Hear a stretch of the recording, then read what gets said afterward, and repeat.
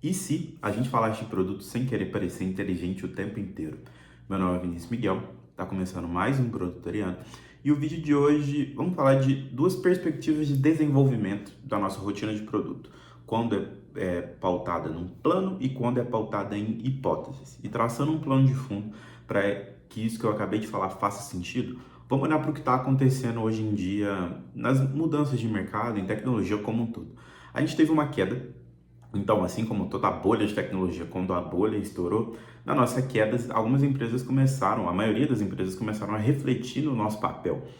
Porque uma pessoa tava, várias pessoas estavam migrando para produto, os salários estavam altos, então as pessoas de produto poderiam se sustentar sendo rasas, então sendo rasas no sentido de não se aprofundar num real problema, ficar trazendo framework para cá, framework para lá, pedindo 3 meses para tomar uma decisão de negócio que deveria ser rápida e tal.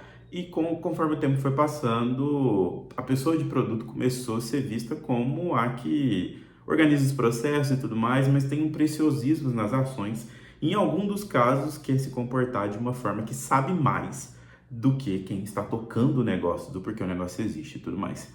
E quando isso passou, quando a bolha caiu, tudo isso está sendo colocado no extremo, né? Então, se a gente for olhar esse pêndulo, a gente estava muito do lado de cá e depois de agora a gente está desse lado onde pessoas de produto dentro de organizações de tecnologia bem estabelecidas precisam provar o seu valor, provar por que estão ali. E isso vem de uma entrega de resultado muito perceptível. Então, comunicação, mostrar por que isso é importante, por que essa decisão, por que isso tem que passar para o produto, é um ponto muito interessante. E quando a gente retoma essas discussões de qual é o real papel, a real importância da pessoa de produto, a gente alinha muito, a gente tem, os mercados e as empresas estão tendendo a alinhar cada vez mais o papel de produto com a estratégia do negócio. Por incrível que pareça, isso estava um pouco desalinhado no passado, onde as pessoas de produto se preocupavam muito mais em como fazer alguma coisa do que o resultado realmente esperado.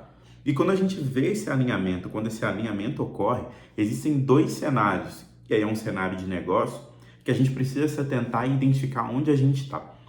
O cenário é quando o nosso desenvolvimento, é quando a busca pelo resultado, ele é pautado num plano, ele é pautado num plano, e quando essa busca por resultado é pautada por hipóteses e descobrir novas coisas e ir avançando. Então, queria trazer luz para esse contexto, para a gente conseguir criar essa discussão.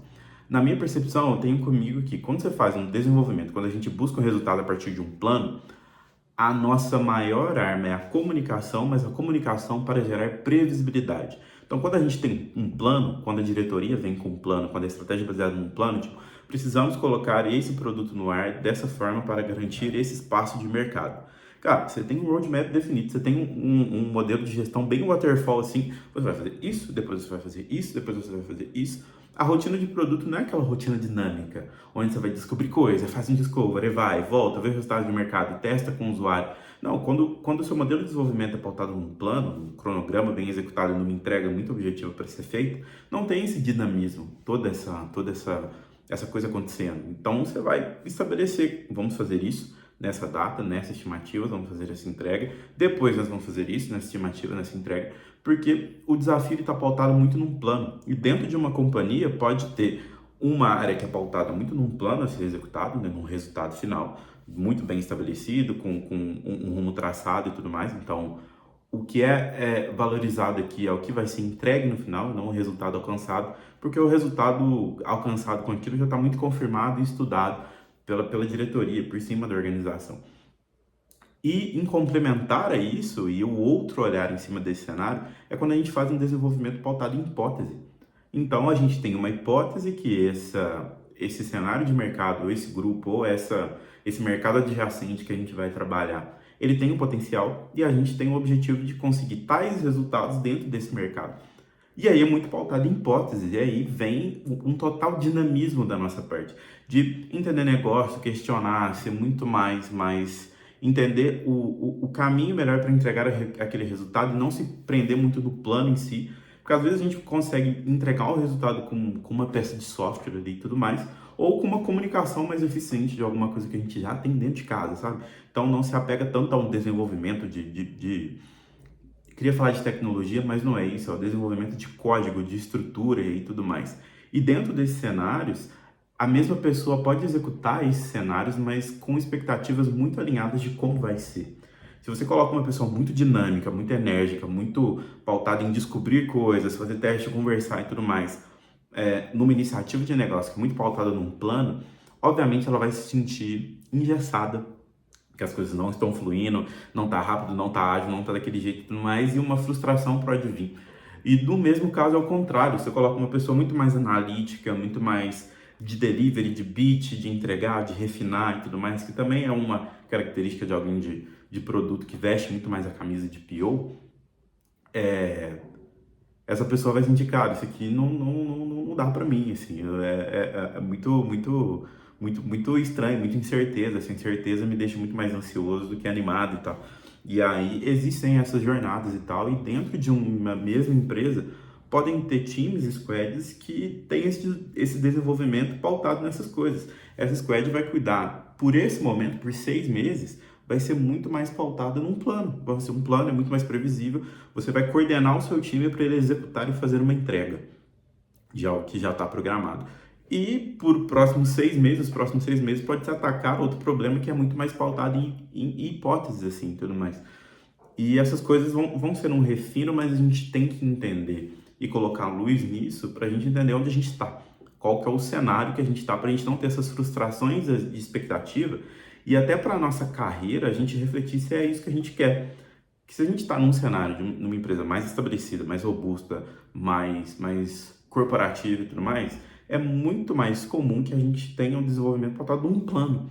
Um plano mesmo, cara, vamos fazer essa entrega e a gente vai fazer isso. E isso não te descredibiliza enquanto pessoa de produto. Isso leva a luz para se é isso que você realmente quer. Porque dentro dessa jornada você constrói habilidades muito relevantes que vão servir muito para quando você for num cenário onde o desenvolvimento é pautado por boas hipóteses, validações, testes de muita agilidade. E o ao contrário também é verdade. Em cenário de teste, agilidade, de fazer simples, de analisar, mergulhar num problema por um curto espaço de tempo e depois sair e comunicar o que você descobriu, vai ser valorizado num cenário mais de desenvolvimento e tudo mais. Mas o primeiro ponto é ter consciência disso e entender o que eu estou fazendo, por quê. E aí você não vai... Você pode ter justificativo de a empresa é engessada, as coisas não andam desse jeito, ou o contrário, não, isso aqui é muito doido, cada semana é uma coisa, cada semana muda, a depender do cliente que entra, a priorização muda e tudo mais, que essas coisas vão acontecendo. Habilidades em uma podem servir como habilidades da outra, demandam um tempo, e eu entendo isso hoje, que demanda muito tempo e muitas experiências ter vivido nos dois para você conseguir transitar bem entre os dois. Mas o que diminui muito a ansiedade, a linha de expectativas é saber onde você está e o que você está fazendo, qual é o seu modelo de desenvolvimento do seu trabalho. E você sabendo disso, você fica confortável ou não com o que está acontecendo. E se você não ficar confortável, talvez é o momento de buscar outras oportunidades ou buscar um cenário onde seja mais requisitado habilidades e o tipo de desenvolvimento seja o que mais te agrada. Mas trazer isso te traz consciência de carreira e te traz uma separação muito clara de o problema sou eu, o problema é a companhia, o problema é o modelo de desenvolvimento que está sendo, isso é temporário, isso é permanente, o que vem para frente e tudo mais. E te deixa muito mais confortável de ler esse cenário e entender para onde você tem que ir, o que você tem que fazer, sabe? Então, acho que essa é a discussão que eu queria trazer aqui hoje. Eu queria entender o que você acha disso, coloca aqui nos comentários. E é uma discussão que eu vou evoluir em outros vídeos, talvez um vídeo maior. Eu estou lendo um livro interessante sobre isso. Mas coloca aqui o que você acha, os seus 2%, os seus comentários. Vai ser um prazer criar essa discussão. Obrigado por ter assistido até aqui. Eu te vejo no próximo vídeo. Até breve.